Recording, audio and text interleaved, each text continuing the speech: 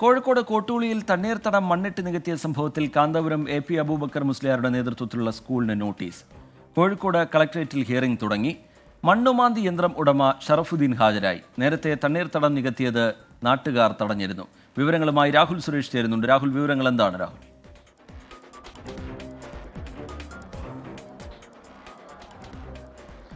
റീജിത്ത്, കഴിഞ്ഞ ദിവസമാണ് കോട്ടൂളിയിൽ തണ്ണീർത്തടം മണ്ണിട്ട് നികത്തിയ ഒരു സംഭവം ഉണ്ടായത്. ഈ സംഭവത്തിൽ നാട്ടുകാർ ഈ തണ്ണീർത്തടം നികത്താനുള്ള നീക്കം തടഞ്ഞിരുന്നു. പിന്നാലെ ഇന്നലെയാണ് ജില്ലാ കളക്ടർ ഈ സംഭവ സ്ഥലത്തെത്തി പരിശോധന നടത്തിയത്.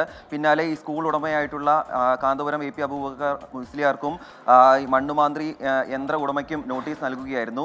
ഇപ്പോൾ എന്തായാലും കളക്ടറേറ്റിൽ ഈ ഹിയറിംഗ് നടന്നുകൊണ്ടിരിക്കുകയാണ്.